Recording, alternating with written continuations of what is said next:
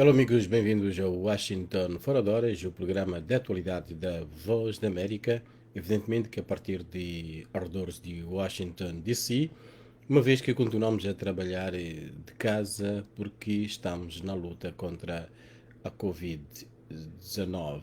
Em destaque nos próximos minutos, notícias de Angola, Moçambique, Cabo Verde, Guiné-Bissau, São Tomé, Príncipe, Estados Unidos e o resto do mundo. Em termos de títulos que preparamos para hoje, Angola triplicam crimes económicos na província da Huila.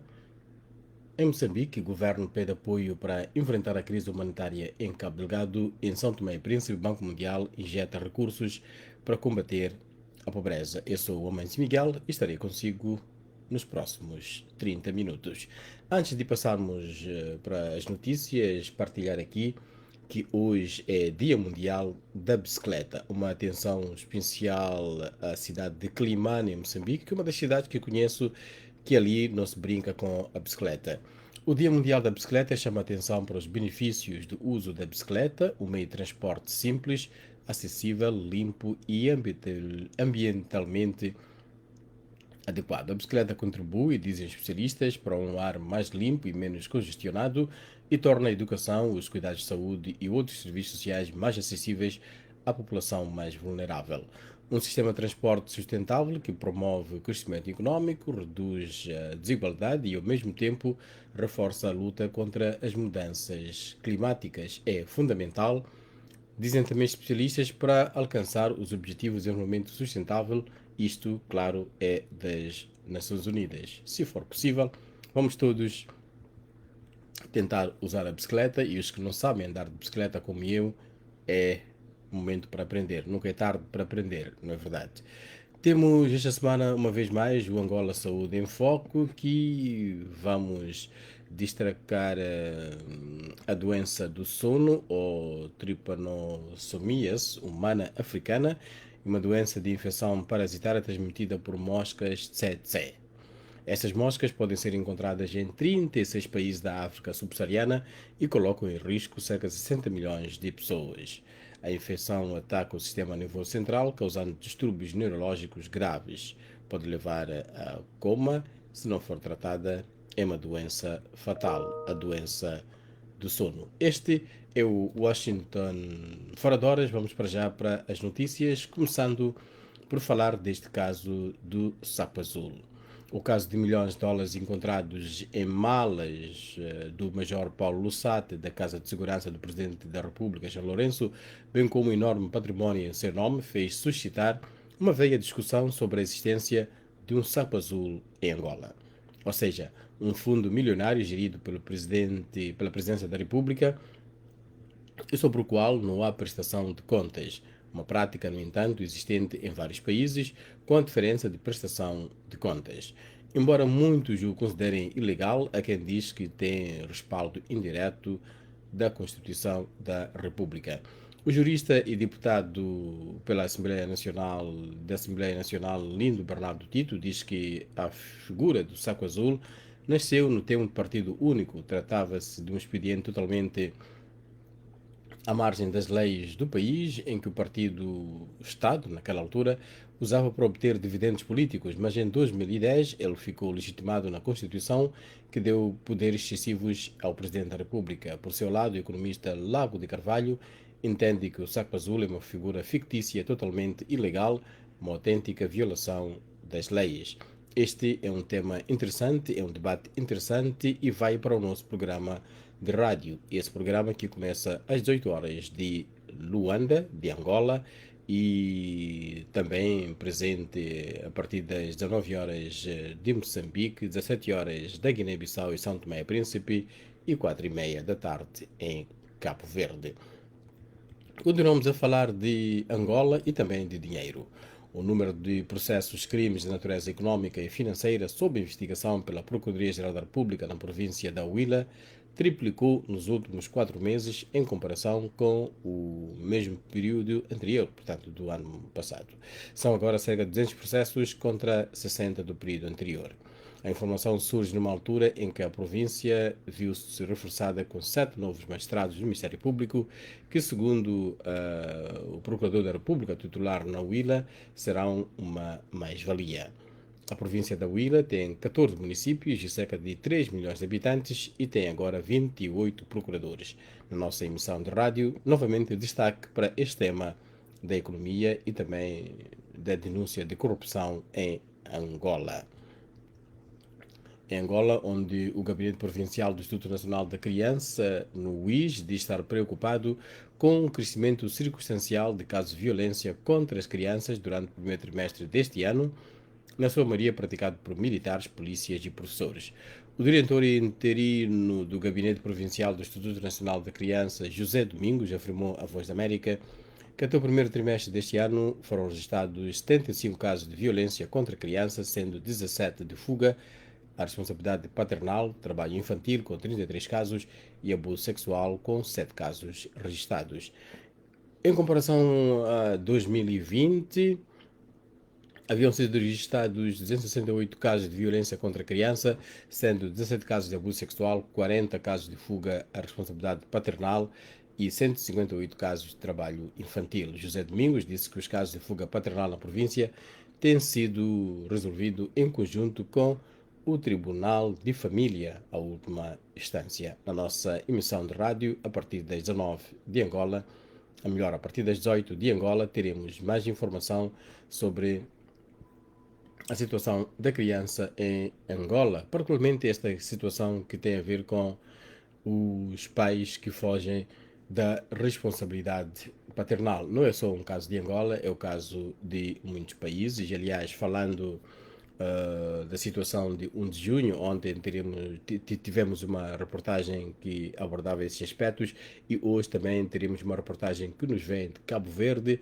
que tem ativistas de defesa da criança a exigirem mais ação por parte das autoridades para proteger os mais pequenos. Na reportagem que tivemos ontem de São Tomé e Príncipe, um dos entrevistados dizia que não bastam os slogans de que a juventude, as crianças são o futuro, é preciso sim investir nestas crianças que vão nos substituir nas várias tarefas que fazem parte dos nossos países. Vamos agora espreitar o que é que diz o Facebook em termos de comentários.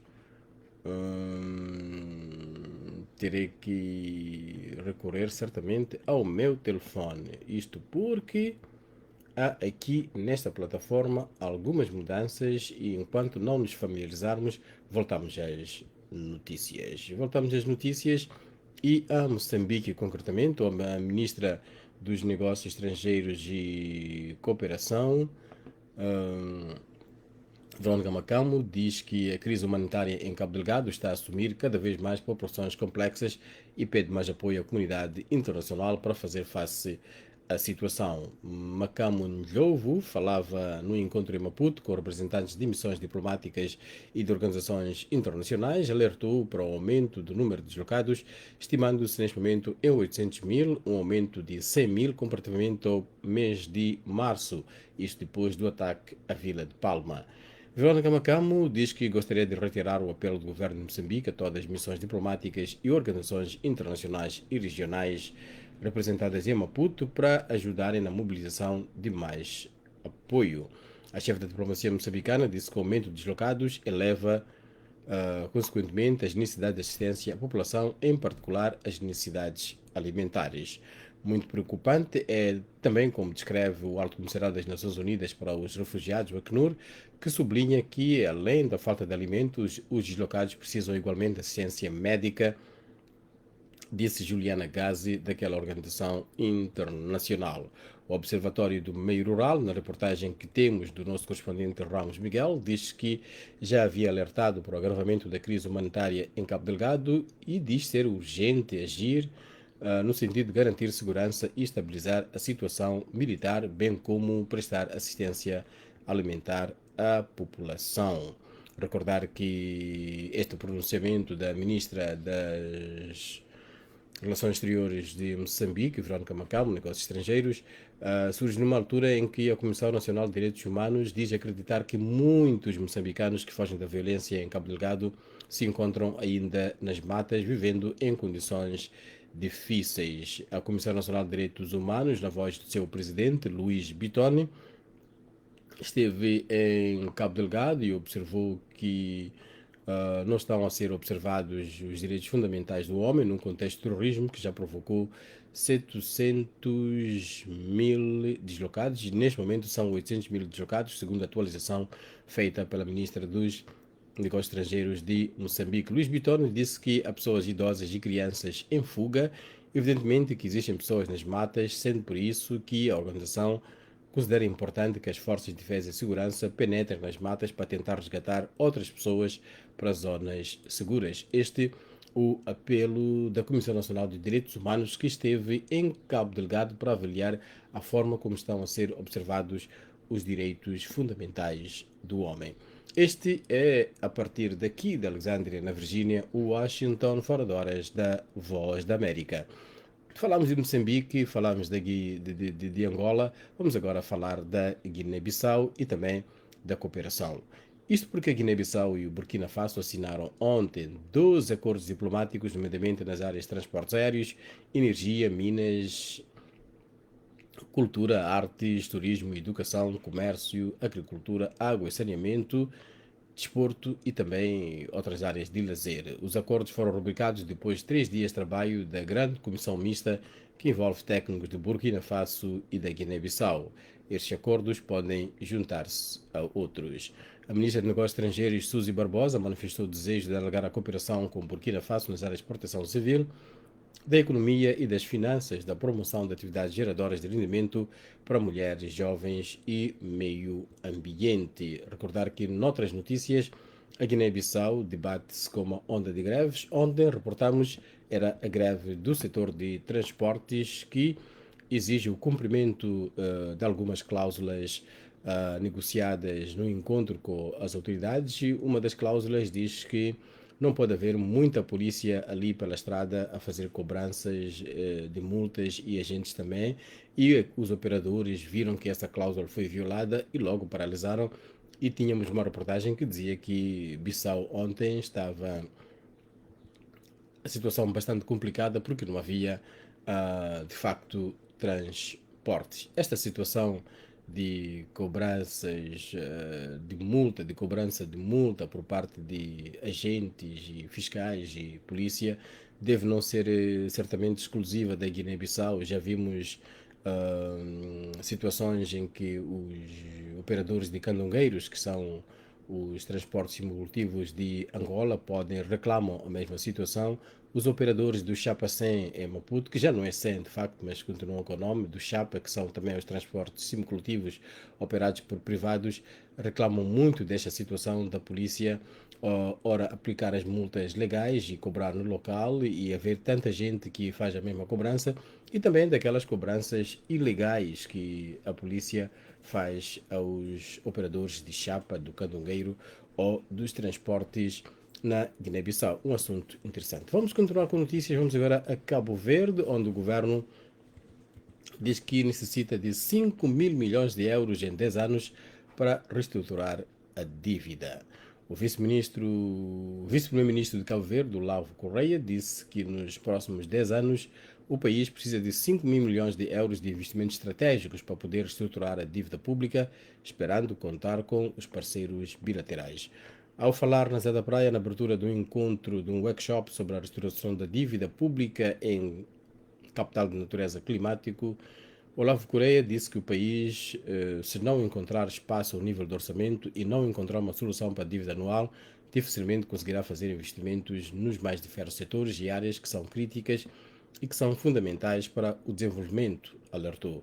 Para Correia, a conversão da dívida pública em investimento estratégico é de capital importância e muito urgente para Cabo Verde, estando também alinhada e ancorada a objetivos em matéria de proteção da natureza e do clima. Isto num ano muito difícil para todos, o ano marcado pela Covid-19, Cabo Verde, que tal como outros países viram viram os seus setores principais da economia, no caso de Cabo Verde, o setor do turismo, totalmente paralisado. Outra notícia que temos de Cabo Verde, disponível na nossa página da internet, tem a ver com a análise feita por um economista que diz que a Binter pode não estar interessada em operar no espaço aéreo cabo-verdiano, uma vez que esta companhia, depois de apresentar um plano de voo, recua, diz que não pode ser aprovado o tal plano e diz que é por necessidades exclusivas da empresa. O nosso correspondente Eugênio Teixeira traz esta análise, está disponível na nossa página da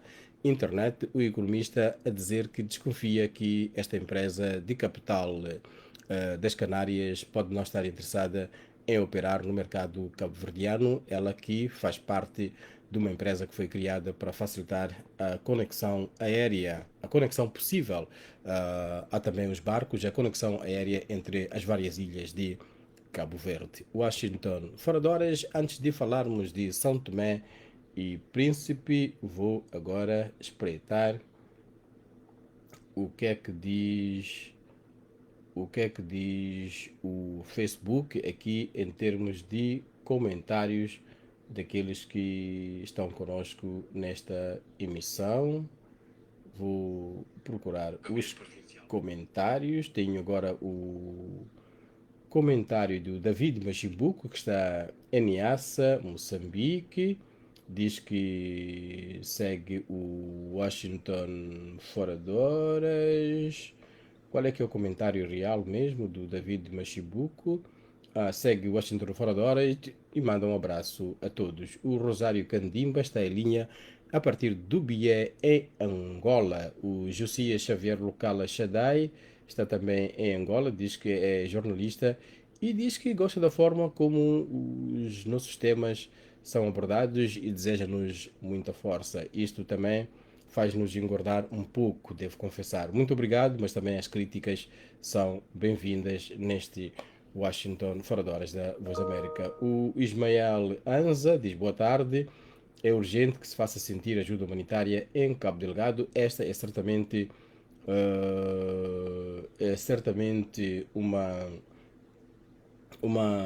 reação àquilo que foi a nossa apresentação, a nossa notícia da Ministra dos Negócios Estrangeiros de Moçambique, que pede mais ajuda internacional para fazer face à emergência em Cabo Delgado. Há 800 mil pessoas que fugiram dos seus habituais locais de residência e, neste momento, dependem da ajuda. Voltamos já aos comentários. Vamos agora a mais notícias e vamos já a notícias de São Tomé e Príncipe. São Tomé e Príncipe, mais um espaço da lusofonia que nós fazemos a cobertura. A nossa emissão de rádio chega a São Tomé a partir das 17 horas de todos os dias. Aliás, em São Tomé e Príncipe, a Voz da América tem lá um emissor e pode, durante o dia, acompanhar os nossos vários programas. O Conselho de Administração do Banco Mundial aprovou um financiamento adicional de 8 milhões de dólares para o projeto de proteção social e desenvolvimento de competências em São Tomé e Príncipe. Esta doação reforça o trabalho do projeto já em curso e fortalece o apoio do governo para o desenvolvimento, gestão e operação do Sistema Nacional de Proteção Social eficaz e sustentável, em particular para as famílias pobres. A iniciativa apoia programas de desenvolvimento de habilidades inclusivos e relevantes para o mercado de trabalho que beneficiaram 2.500 famílias pobres nos últimos 2 anos.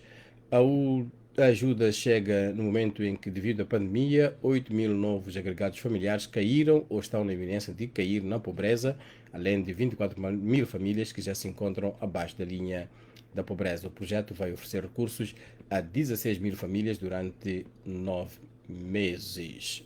Em termos de emissão de rádio e também da página da internet, chamar a atenção para um artigo que está disponível que diz que dívidas ocultas, isto em Moçambique, poderá ser difícil submeter Filipe News a julgamento na Inglaterra. Juristas entrevistados pela Voz da América dizem que poderá ser difícil submeter Filipe News a julgamento na Inglaterra no caso relacionado com as dívidas ocultas movido pela construtora naval Previveste. Pode também deixar a sua opinião. Será que mesmo Filipe Nyusi vai responder em 23 dias para desmentir se recebeu ou não os alegados US$ 1 milhão da Privivest quando era candidato presidencial. Vamos voltar às notícias e depois do destaque aos palopes, vamos agora para notícias de outras partes do mundo. O jornal Guardian da Inglaterra noticiou que o Palácio de Buckingham proibiu as minorias étnicas de trabalhar em escritórios durante a década de 1960. O jornal fez revelação na sua primeira página nesta quinta-feira, com base em documentos do Arquivo Nacional Britânico. Dizia que os jornais mostravam que o diretor financeiro principal da linha Isabel II disse aos funcionários públicos em 1968 que não era prática do palácio, cito, contratar imigrantes de cor ou estrangeiros, fim de citação, para cargos de escriturários e outros cargos de escritório. O palácio respondeu energicamente às alegações históricas, sublinhando que a rainha e a sua família cumprem, cito, em princípio e na prática, fim de citação, a legislação antidiscriminação. A raça tornou-se uma questão central para a monarquia após a entrevista do príncipe Harry e da sua esposa Meghan em março com a americana Oprah Winfrey. O governo estatal nigeriano disse que estava a negociar com os homens armados que no último domingo levaram 186 crianças de um seminário islâmico no estado do Níger no fim de semana, o último de uma série de raptos em massa no país. Os bandos criminosos têm frequentemente visado escolas em áreas remotas, onde os alunos vivem em dormitários com pouca proteção de segurança antes de os raptarem para negociar resgates. O presidente da Nigéria, Muhammadu Buhari, ordenou às forças de segurança e às agências de inteligência que intensifiquem os esforços para salvar as crianças. O vice-governador do Níger, Estado da Nigéria, disse que o governo não pagou resgates, acrescentando que as agências de segurança estavam a ser cuidadosamente na perseguição de bandidos para evitar danos colaterais. Os familiares dos alunos raptados apelaram ao governo para ajudar a libertá-los. A União Africana anunciou que suspendia o Mali com efeito imediato e ameaçava o país, empobrecido com sanções após um segundo golpe militar em 9 meses. Esta notícia provocou preocupação sobre a estabilidade na volátil região do Sahel e avisos de sanções económicas de toda a comunidade internacional. A mudança segue-se a uma suspensão semelhante no domingo da Comunidade Económica dos Estados da África Ocidental, que também puniu o Mali. Na sua declaração, a União Africana apelou ao regresso urgente e incondicional dos militares ao quartel e absterem-se de mais interferência nos processos políticos do Mali. Advertiu que se os militares não devolveram poder aos líderes civis transitórios, o Conselho não hesitará em impor sanções específicas e outras medidas punitivas. O coronel Assimi Goïta esteve na cimeira da crise da CEDEAO, no Ghana, no domingo, para defender o caso dos militares, mas regressou agora o Mali. Goïta liderou em agosto passado oficiais do exército que derrubaram o presidente eleito Ibrahim Boubacar Keïta na sequência de protestos em massa por percepção de corrupção e uma insurreição jihadista sangrenta. O Mali, que está com problemas também de jihadistas ali na região do Sahel.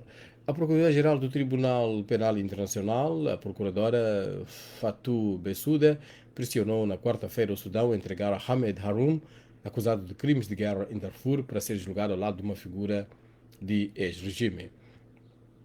As Nações Unidas dizem que 300.000 pessoas foram mortas e 2.500 deslocadas no conflito. Haroun é um dos vários pesos pesados do antigo regime acusado pelo Tribunal Penal Internacional em relação ao Darfur, incluindo o ex-presidente Omar al-Bashir, que é acusado de crimes, incluindo genocídio, e Ali Mohamed Ali Abdi Rahman, líder da famigerada milícia Janjaweed. A luta incluiu em Darfur em 2003, quando rebeldes minoritários africanos, queixando-se de discriminação sistemática, pegaram em armas contra o regime dominado pelos árabes de Bashir. Khartoum respondeu libertando os Janjaweed, recortados de entre as tribos nómadas daquela região. O mandato de captura de Haroun enumera 22 acusações de alegados crimes de guerra, e 22 acusações de alegados crimes contra a humanidade. Ele ocupou, recordamos, vários cargos altos no governo sob o comando de Omar al-Bashir, que foi derrubado pelo exército no meio de enormes protestos contra o seu governo de mão de ferro em abril de 2019. Descendo mais no continente africano, vamos agora para o Congo. O Prémio Nobel da Paz, Denis Mukwege, exortou na quarta-feira os políticos da República Democrática do Congo a empenhar-se na luta contra a violência sexual e martírio das populações no leste do país.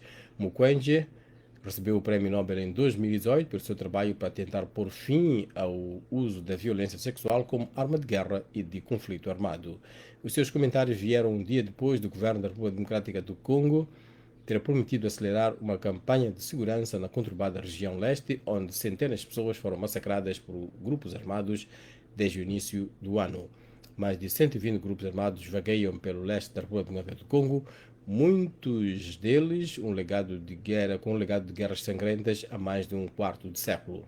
Além de seu trabalho como ginecologista, Mukwege, de 66 anos, tem feito campanha para punir os abusos de direitos cometidos durante as duas guerras do Congo, de 1996 a 1998 e 1998 a 2003, cujo rescaldo ainda hoje aflige o resto do país. Vamos agora, quando caminhamos para o final deste nosso Washington Fora de Horas, voltar a ver o que dizem os nossos amigos aqui no Facebook. Mas há algumas estatísticas interessantes, é que daqueles que nos seguem neste momento, 16% são homens, 84% são mulheres. Interessantes dados sobre a nossa audiência. Temos a possibilidade de ver que as mulheres não estão a seguir muito o Washington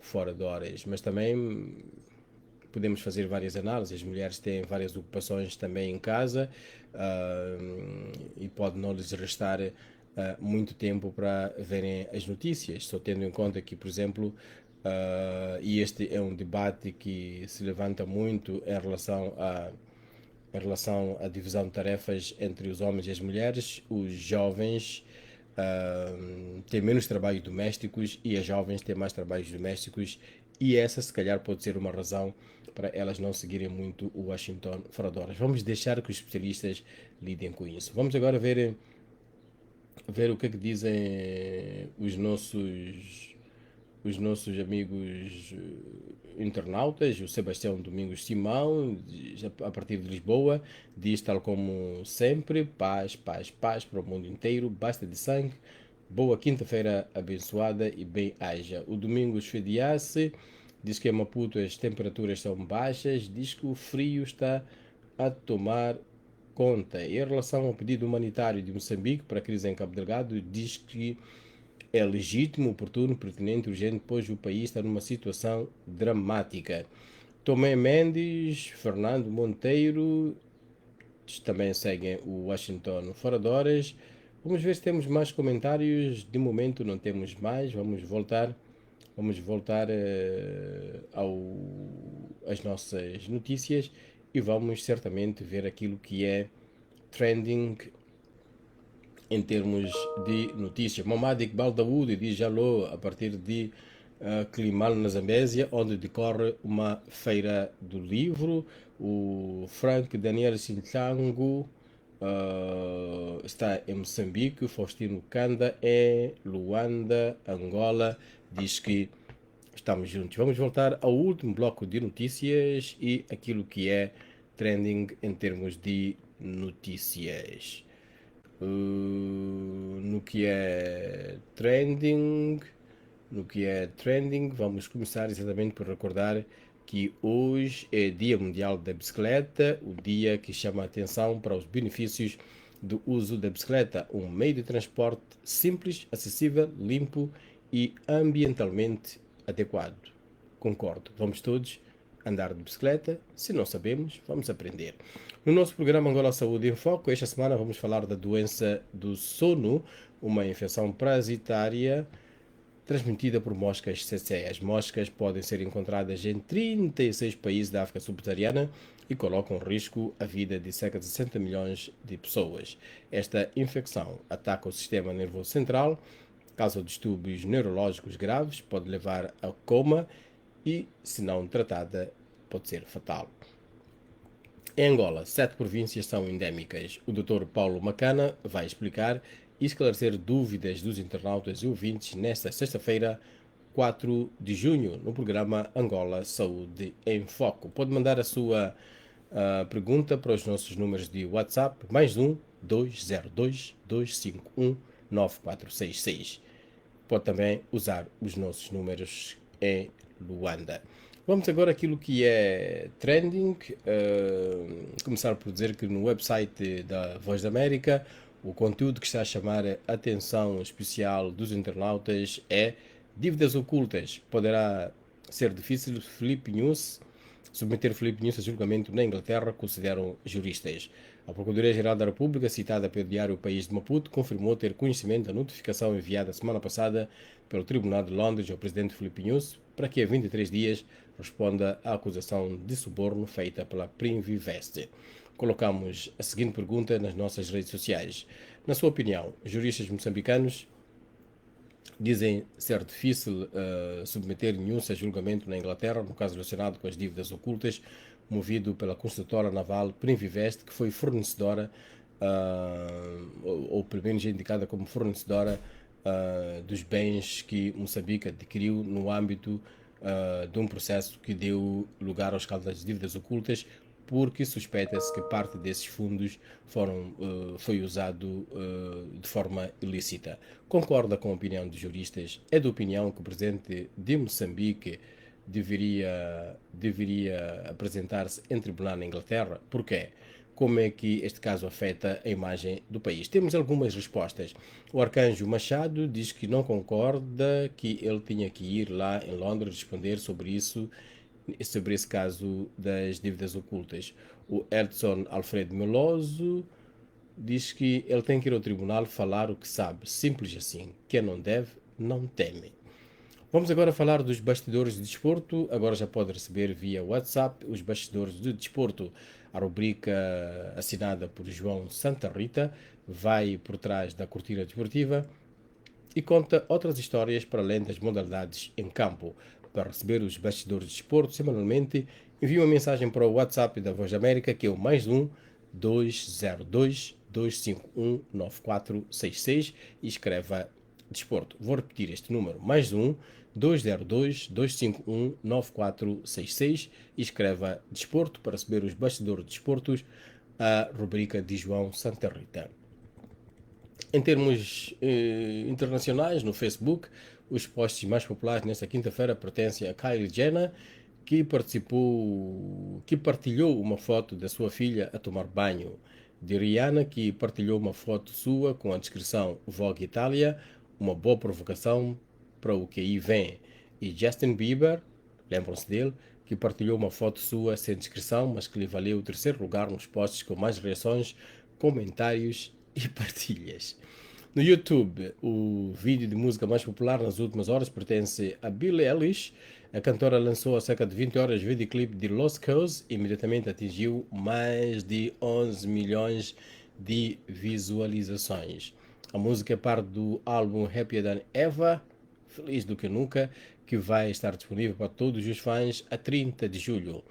O teaser, a provocação de Lost Cause no Instagram da cantora, valeu-lhe quase 20 milhões de visualizações e mais de 8 milhões de gostos. Assim, marcamos o ponto final a este Washington Fora de Horas da Voz da América. Eu sou o Amancio Miguel.